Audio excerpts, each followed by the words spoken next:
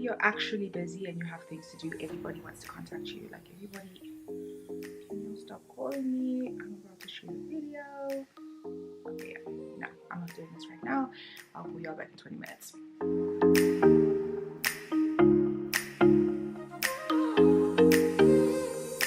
Okay, hi guys! Welcome back to the Pretty Bookish channel, where we talk all things book all the time. Hope everybody's doing okay. I am up really early this morning to shoot this video. It's like 7:30 in the morning because I couldn't sleep, and I just thought to myself, instead of trying to force myself to sleep, let me just actually get up and shoot a YouTube video, because I have stuff like planned, and I was just like, this is one of those videos that I've been wanting to shoot like for ages, but I wanted to wait to December. I've been wanting to shoot it, but I wanted to also wait because a couple of these books I really want to talk about, but I've been wanting, you know how like I'm one of those people who likes to wait until December to kind of do any kind of roundups, because I don't want to like read a book in December and then be like, oh god, I should have included it in my like surprising book list, because actually one that I finished like yesterday or 2 days ago is actually on the list. So I just like to wait until December. Just like I'm gonna shoot my, I was like trying to catalog like my top 20, because I probably do a video on my top 20 of 2020.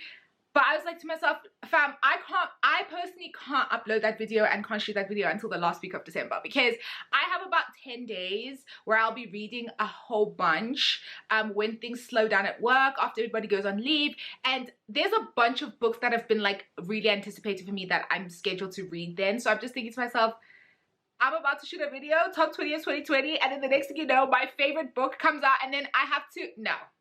Like, that just can't happen. Okay, like, no. Okay, so what I want to do today is I'm going to shoot to tell you guys, like, the books that, like, my most surprising books that I loved this year. I was going through the list, actually, and I was like, because I keep, like, on my phone, on my notes, I keep, whenever I finish a book, I put it, like, on this list that I have of all the books that I've read this year. And so I was going through it yesterday just to pull out the ones, because I know roughly which ones I wanted to include in this video, but I was like going through it.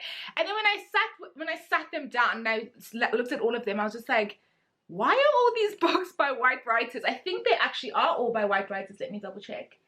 Yeah, I think they're all by white writers. And I was like to myself, why are all the books that I didn't think I was gonna like and ended up liking by white writers? And I was like, that's a bit weird. It's like, I mean, it's a coincidence, because I'm one of those people who reads, like, my reading is quite wide. So, like, I read everybody, right? I read books in every single genre. But I was just realized it's because, like, typically I gravitate more towards book by black writers. And also because contemporary fiction and contemporary and literary fiction are two genres that I'm, like, very on the fence about, especially literary fiction.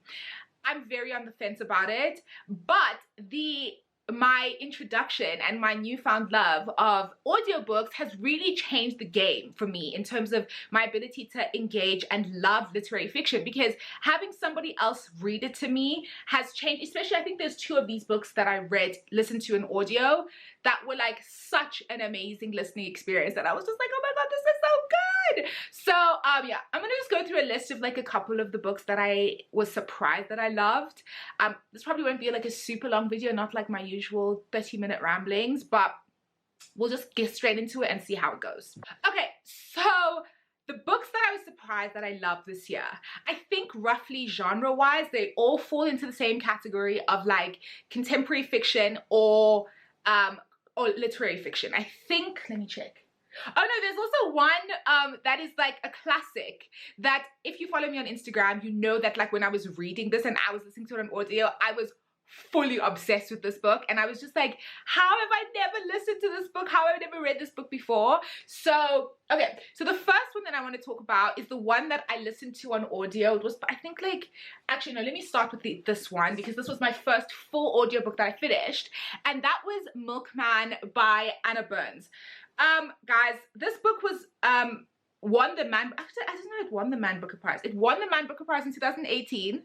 didn't know that because I thought it was nominated. I didn't know it won. Anyway, so this book, let me tell you a story. I had this book for, I think I bought it last year because I was on this whole thing, like when I first started Bookstagram, where I was like, I need to be a serious person and I need to pay attention to literary awards. So what I wanted to do was to read the backlist. I remember why I bought this book, because I wanted to read the backlist of the winners of like the Booker Prize and the Pulitzer Prize and all these prizes. And I was like committed and I was like dedicated. I was like, oh, I'm gonna do it. And then I picked up Milkman, got to like page 3, and I was just like, you know what? I didn't come on this earth to die. Nope. I was like, no, I ain't doing it. I did not come on this earth to stress myself out about books that like, I was struggling after like 3 pages. Because Anna Burns' writing style, she writes in these run-on sentences, well, in Milkman at least. These really long, like a sentence can be like 9 or 10 lines. And I'm just like, okay, but like, fam, no. Because I just, like, it's like, I don't know, like it was just like a weird reading experience. So I put it down and I was just like, no, I'm not gonna do this. Then for some reason someone was like to me, and I think I was speaking about it, saying like, okay, I have this book Milkman, I think I'm gonna have to unhaul it because like I can't. And I was like, try it on audio because it's actually really good on audiobook. It's much easier to get into. And I was thinking to myself, first of all, I hate audiobooks. I've always been a person who's just like, audiobooks, meh. And not because I think they're not real books, but because I don't like podcasts either. There's something about someone talking in my ear that I just feel like, what are you doing? So I was like, no. And then I was like, okay, fine. I had a couple of Audible credits that I was gifted by someone. So I was like, okay, chilled, fine. I'll do this. Downloaded it, start listening. I'm just like, what is happening? This is so slow. Realize there's a setting. Put it on like 1.5 speed. And then I was like, oh my God, the story is so cool. After like an hour, I was just like, I'm really, you know when you find yourself not wanting to stop listening, so you're just like carrying your phone into the toilet, and like, I just got fully immersed in the story. So the plot, which I probably should have said at the beginning, of Milkman is like, so this girl, it's like set in Northern Ireland during the Troubles, if you know what that is. It's that time when Northern Ireland and the UK were going through it. There was like some internal family squabbles there in the United Kingdom. So this girl, she is like, I think like youngish, like 25 or something.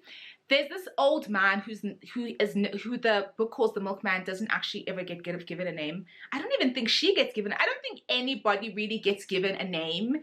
She's the girl, then it's her mother, then it's the boyfriend. Nobody has an actual name. So the Milkman just basically starts stalking her, and he's basically like this creepy older dude who he starts popping up everywhere and is trying to coerce her into dating him. And then like she's basically narrating this whole experience. And it's super creepy and super like low-key rapey.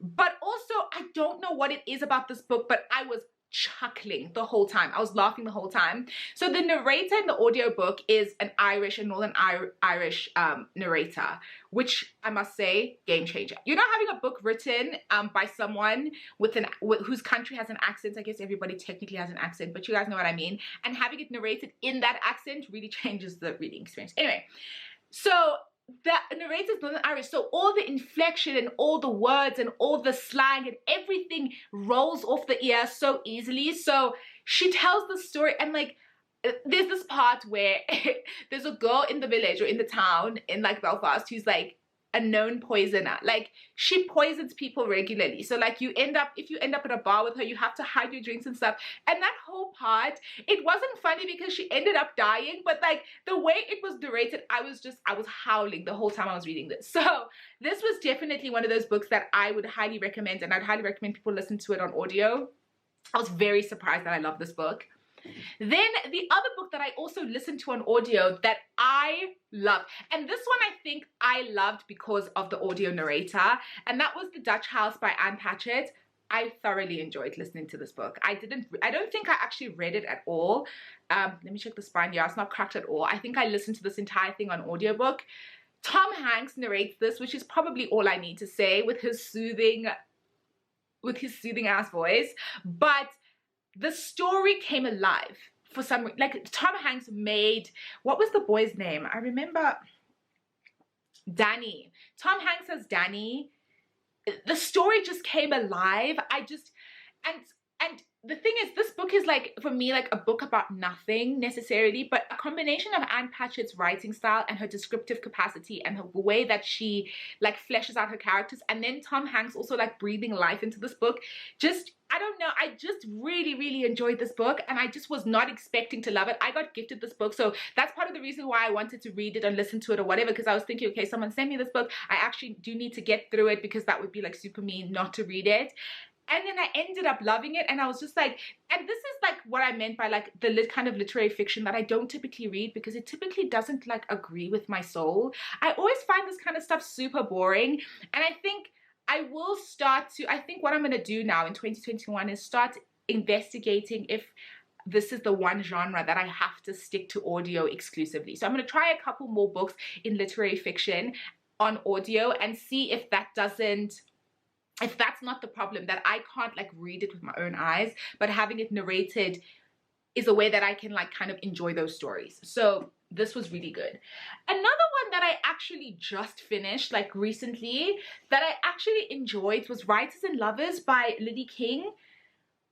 You know what, this book, I also got gifted this book.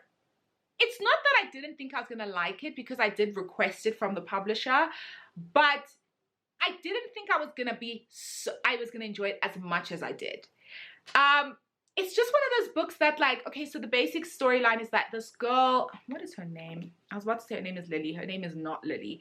Her name is Casey. She's kind of at this point in her life, 31 years old. She's an aspiring writer. She's working as a waitress. Her life is kind of in shambles a bit. She just had a really bad breakup, and then she meets two guys in two different times, like roughly in the same time period. One is like the super young guy, and the other one is like this older guy with two kids, and he's like an established writer.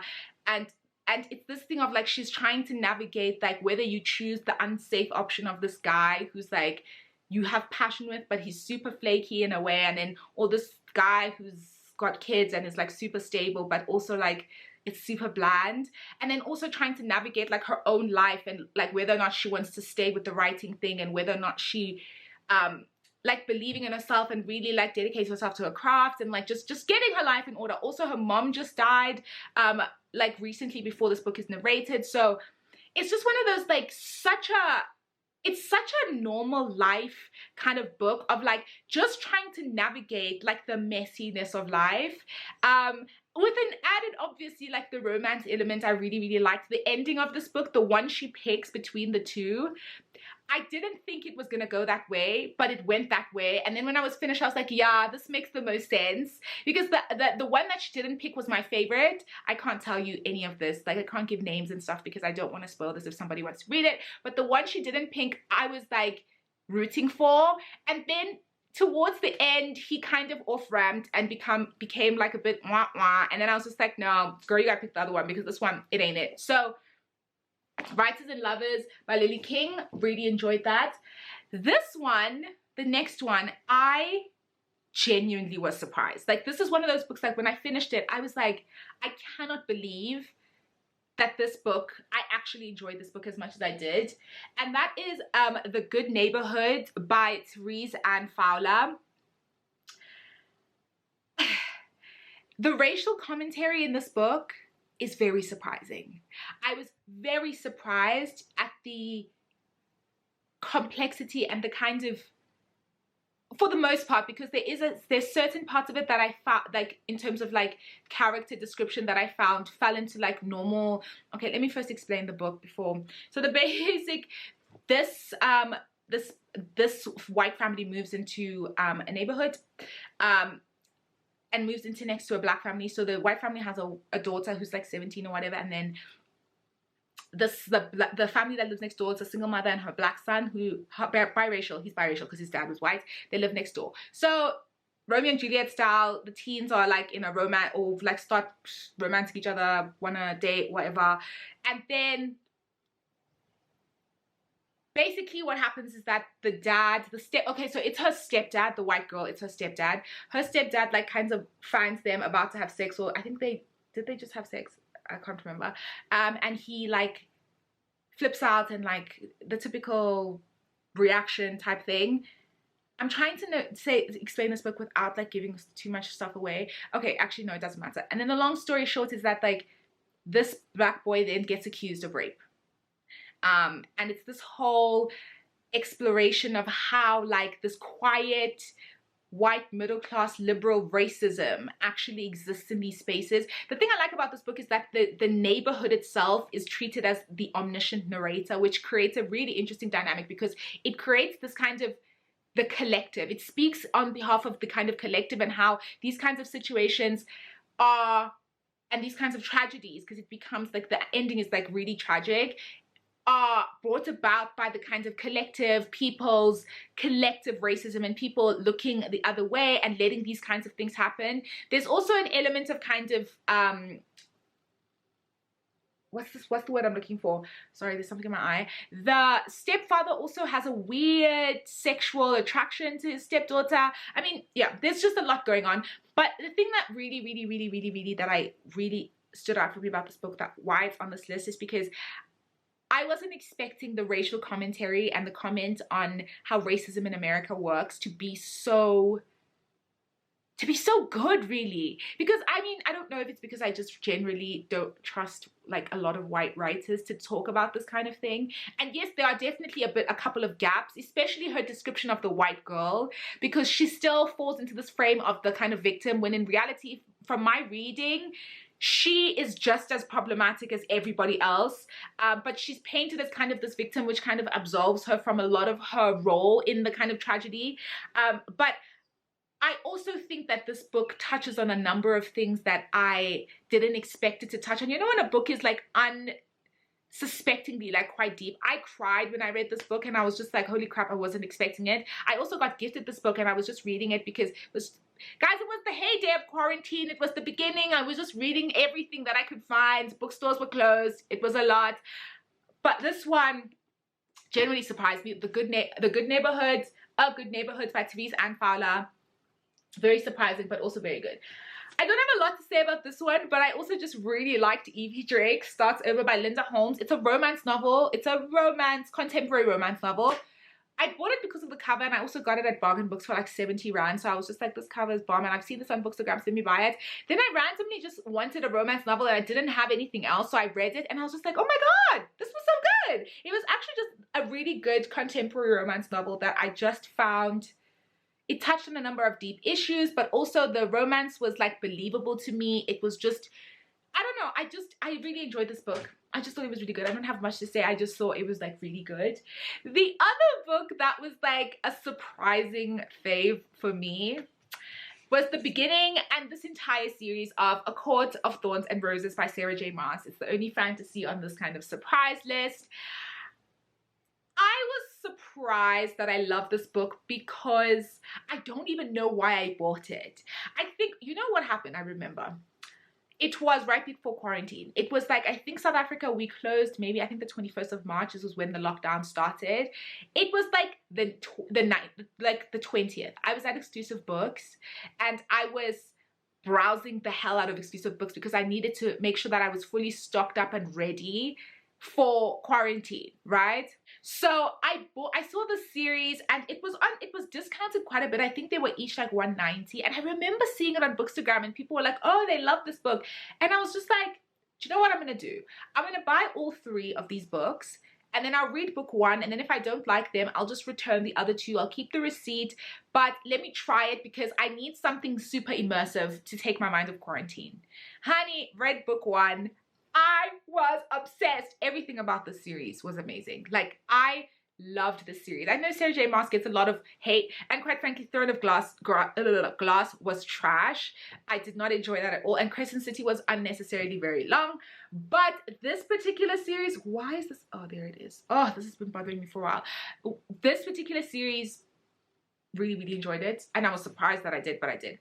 The other book, the second to last book that I want to talk about, is one of my favorites, guys, American Royals by Kathy McGee. I have to say, I loved this book. It was like Dynasty meets Gossip Girl meets like The Princess Diaries meets like, it was just so basically the part of this book is just like reimagining the US if it had been, when George Washington was offered like a kingship. He had taken it and it had become a America had become a monarchy instead of becoming a democracy, and what would have happened in the kind of dynasty. So then there's these three siblings who are, so the story revolves around, I think, four female narrators. One of them is Beatrice, who is the first in line for the throne. Then her sister, what is her sister's name? I'll tell you now. Samantha, who's the kind of like wild child, think Prince Harry, just female. Then there is a girl named Daphne who used to date the prince, so Samantha and Beatrice's brother, and they broke up, and now she's like crazy and trying to get back into the royal family. Her parents have basically like groomed her to be a princess, so now she's really trying to get back into that vibe. And then the last person is, what's her name? I'll tell you now. I think her name is Anna. Is her name Anna? I think her name is Anna, actually. And Anna is Samantha's best friend. She's like a commoner, think Princess Diana. And then she kind of starts dating Nina. Her name is Nina. And she starts dating Jefferson, who's the crown prince. And then they kind of have this vibe. So it's narrated from four. I love a multi-narrator story. I just think they always bang. But it was just entertaining. Like, I don't have anything like deep and nuanced to say about it. I just found it really entertaining. Like, I was a huge fan of Gossip Girl. I was a huge fan of like The Princess Diaries. I love those kinds of things. I still love those kinds of things. I love monarchy. Like, I don't enjoy monarchies IRL. Like, I don't particularly know why they still exist, but like from a cinematic, from a reading perspective, from an entertainment perspective, I just find the whole concept of like kingships and queenships and monarchies incredibly entertaining. So this one I would highly recommend if you're looking for something just fun to read. Oh, and the second one, Majesty, just came out. It came out like 2 months ago, I think, and I've actually ordered it now, so hopefully it'll arrive beginning of 2021. So yeah. Then the last book that I actually read, and it's the oldest of these books, and I don't know why I've never read this before, and I absolutely loved it. If you follow me on Instagram, you know I was like fully invested, was Sense and Sensibility by Jane Austen. Guys, this book bags. First of all, I love old-timey British like period piece stuff because the shade is real. Like, I love underhanded, classy people shade. I say this, like, this is my favorite quote. I think I've said it on Instagram like 75 times at this point. But you know, in like The Pride and Prejudice, where Dame Judi Dench, she's just like, have the shades of Pemberley been thus polluted? Bro, if someone says that to you, you have to fight them. Like, you don't have a choice. You have to fight them because they've basically said that like you are trash. And that's the classiest way I've ever heard someone call somebody else trash. I'm obsessed. So Sense and Sensibility is like, I think it might be my favorite Jane Austen book. I also listened to Persuasion, which I thought was good, but it wasn't like a favorite of mine. I wouldn't include it in this kind of video. But Sense and Sensibility, c'est magnifique. Like, I loved it so much. I'm so glad I finally read it. Highly recommend this. And highly recommend the audio. Oh, and also the audio that I have from Audible was narrated by Rosamund Pike. And like, guys, Rosamund Pike's voice is just, it like falls on the ear like water, bro. Like, it's just so classy, it's so clear, it's so crisp. Like, I love Rosamund Pike's voice, and like her narrating just elevated that story to another level. So I'm so glad. I really want to get to, because I just downloaded the audio of Mansfield Park, really want to get through that before the end of the year. But one of my goals is actually to finish Jane Austen's entire body of work. I think that's going to be a 2021 goal, because I think I only have like 3 books left: Mansfield Park, Northanger Abbey, and Emma. That's what's left. So anyway, that was also a favorite. So that is my list. 1, 2, 3, 4. Oh no, let me not lie to you. The other one, actually, hang on one second.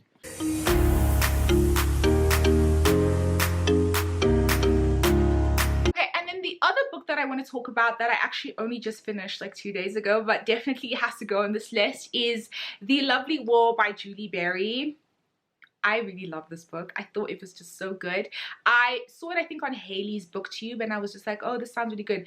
Greek gods and goddesses, contemporary like historical fiction type romance with the Greek gods and goddesses in like not minding their business, minding everybody's business, and it's like set in World War I, and it's like it's just everything just sounded like it was gonna be good, and it was good. And it's this really layered, multi-character, multi-perspective books that like has like that is told from like the perspective of the Greek gods retelling the story of these lovers. So I think it focuses on Aphrodite, Apollo, Ares, and Hades, and how do I say his name? Hephaestus, who is has, I'm gonna, okay, just hold on. I'm gonna tell you. Hephaestus. He is Aphrodite's husband. Anyway, it's not important. Oh, that actually kind of is important, but anyway. So, and it's just, guys, this book is so layered.